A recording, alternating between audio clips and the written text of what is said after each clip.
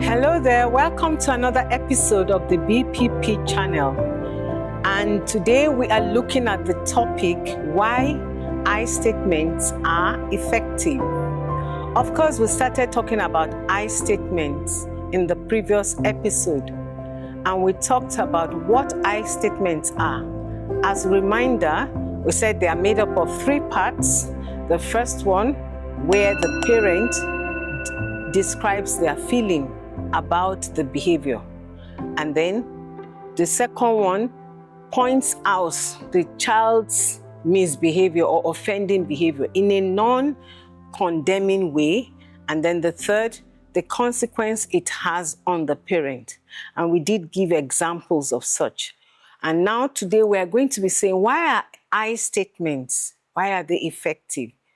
They are effective because they do give us the results we want. For example, I statements do not condemn the child. They are not conveyed in ways that give the child the opinion that he's being condemned or blamed or talked at in a derogatory way.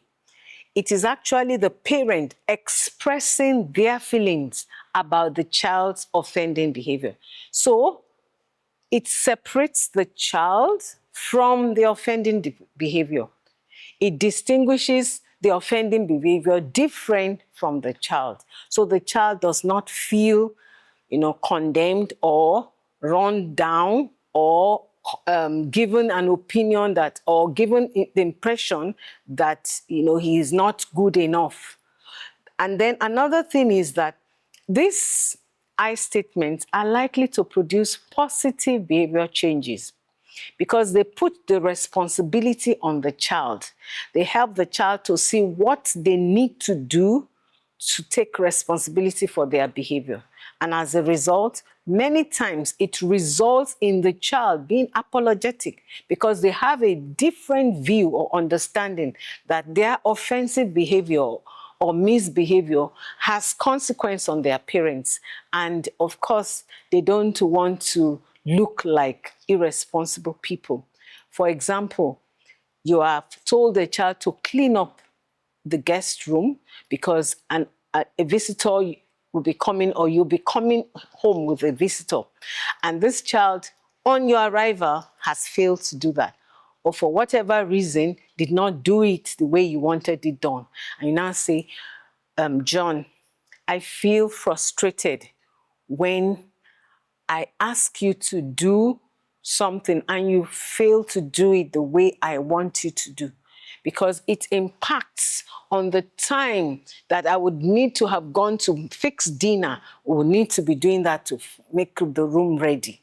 And the child will know that, oh, I have upset, or I have not done what I'm supposed to do. He takes responsibility, and usually there will be a change in behavior without you having to, speak derogatorily to the child.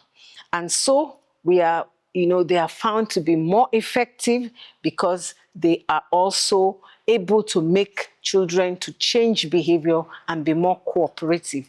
And that is exactly what we want. But also, most importantly, as parents, we use them first when we are irritated before we get angry. Use I statements. Even in relationship with adults, among ourselves, you find that I statements are more effective in protecting a relationship from going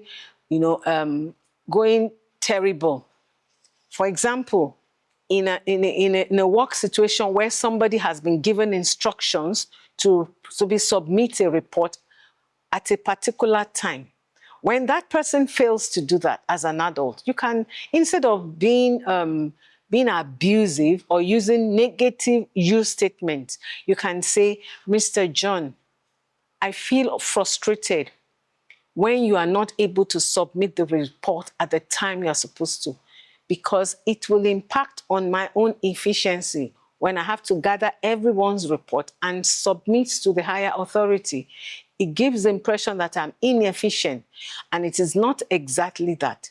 That does not convey to another person that you are running them down or attacking them, but you are expressing your feeling in such a way to make them feel responsible and take responsibility for their behaviors. And usually it improves on relationship. So effective I statements, our I statements are effective in changing behavior and in also producing responsibility in children. And it is something we as parents need to learn. We have been talking about using our words positively to be able to change behavior in children. And these are ways we can do that. So let's commit to putting this to practice. As we all know, practice makes perfect. The more we say, the more we practice, the better we get. And it is possible that, especially when you start using I statements, the child may not respond immediately.